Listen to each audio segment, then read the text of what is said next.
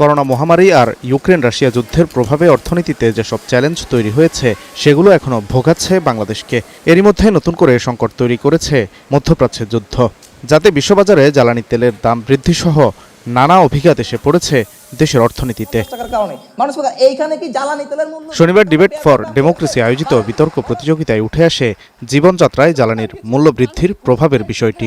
এ সময় সিপিডির নির্বাহী পরিচালক ডক্টর ফাহমিদা খাতুন বলেন, জ্বালানির মূল্যবৃদ্ধি ঢেউয়ের মতো প্রভাব ফেলে অর্থনীতিতে।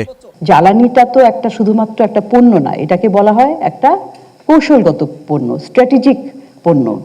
এবং কেন বলা হয়? কারণ এই জ্বালানির মাধ্যমেই কিন্তু পুরো অর্থনীতিটা চলে, অর্থনীতির একটা চালিকা শক্তি বলা যায়। ডিজেল, পেট্রোল, গ্যাস কিংবা বিদ্যুতের দাম এগুলি যদি বাড়ে তাহলে পরিবহন খরচ বাড়ে বলেছেন আপনারা, তারপরে পরিবহন খরচ বাড়লে পরিবহনের মাধ্যমে ভাড়া তো বাড়েই। আসন্ন 2026-27 অর্থ বছরে বাজেটে অর্থনৈতিক স্থিতিশীলতার উপর যেন জোর দেওয়া হয়, সেজন্য সরকারের প্রতি আহ্বানও জানান এই অর্থনীতিবিদ।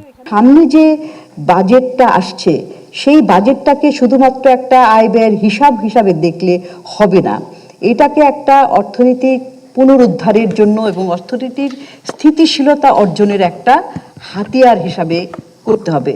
শুধুমাত্র যোগ বিয়োগ এবং গত বছরে কত আমরা করেছিলাম তার চাইতে কত শতাংশ 20-25% বাড়িয়ে একটা হিসাব করে ফেললাম তা না।